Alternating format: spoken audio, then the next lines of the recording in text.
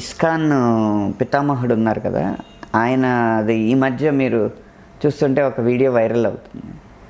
భారతదేశాన్ని యుద్ధాలతోనో లేకపోతే వ్యాపారంతోనో కాంకర్ చేయాలనుకోవడం అమాయకత్వం. వాళ్ళ సంస్కృతిని కనుక కాంకర్ చేస్తేనే భారతదేశాన్ని మనం కాంకర్ చేయగలం అని మెకాలే ఓపెన్గానే బ్రిటిష్ పార్లమెంట్లో చెప్పి అప్పటి నుంచి మెకాలే విద్యా విధానాన్ని ప్రవేశపెట్టి, మనమేమో ధ్రువంతే రాజా వరుణ అని చెప్పి వర్షాన్ని ఆహ్వానిస్తాం, వాడేమో రెయిన్ గోయవే అని చెప్పి వర్షాన్ని తరిమేస్తాడు. మనమేమో తమసోమ జ్యోతిర్గమయ అని చెప్పి దీపాలను వెలిగిస్తాం. ఆఖరికి చనిపోయిన శవం దగ్గర కూడా దీపాన్ని వెలిగిస్తాం. వీడు పుట్టినరోజే దీపాలు ఆర్పేయమంటాడు కేకుల మీద కొవ్వొత్తులు పెట్టి. ఇలాంటి వ్యతిరేకమైన సంస్కృతిని విద్యా విధానంలో ప్రవేశపెట్టి మళ్ళీ దానికో హ్యాపీ బర్త్డే టు యూ పాటలు పెట్టి ఒక కొవ్వొత్తులు ఊదడం, ఆర్పేయడం, దీపాన్ని వెలుగుని ఆర్పేయడం గొప్ప సంస్కృతిగా అన్నట్టుగా చేసి ఇది దొరల సంస్కృతి అని అదే గొప్పది అన్నట్టుగా చెప్పి జొప్పించి అప్పటి నుంచి వాడు అనుకున్న ప్రణాళిక ప్రకారం చేసుకుంటూ వచ్చాడు.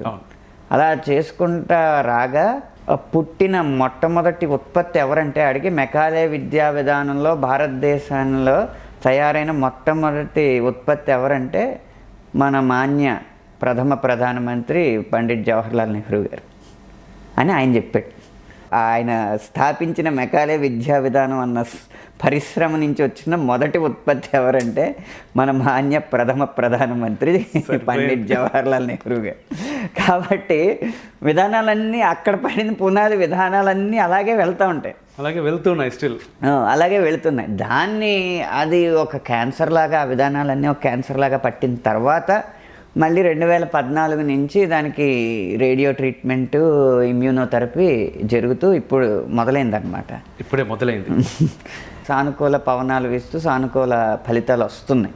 ఓకే, అంటే ఇప్పుడు ఇక్కడ జవహర్లాల్ నెహ్రూ దేశానికి చెడ్డ చెయ్యాలని చేశాడా అంటే అది $1 మిలియన్ ప్రశ్నే.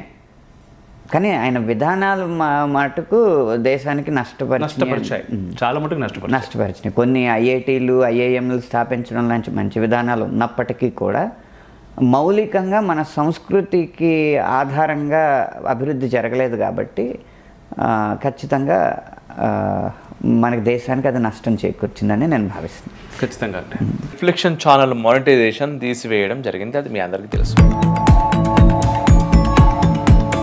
బెట్టింగ్ యాప్స్ ప్రమోట్ చేస్తే ఒక్కో వీడియోకి లక్షల్లో డబ్బులు ఇస్తామని చెప్పినా కూడా ఏ రోజు మనం వాటి జోలికి పోలేదు. చివరికి శాటిలైట్ ఛానళ్లు కూడా సాహసం చేయలేని విధంగా అతిరథ మహారథులతో సనాతన క్షాత్రం అని 2 కాంక్లేవ్స్ చేసుకున్నాం.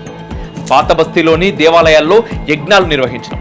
ఫోన్లు చేసి చంపుతాము అని బెదిరించిన వాళ్ళు ఉన్నారు. ఇప్పుడు మీ అవసరం మాకు ఎంతో ఉంది, ఈ ఛానల్ని కాపాడుకోవాల్సిన బాధ్యత మీకు ఉంది అనుకుంటే మాత్రమే మీరు మాకు సహాయం చేయర్రి. మీ దగ్గర నుంచి నేను సహాయం కోరుకుంటున్నాను.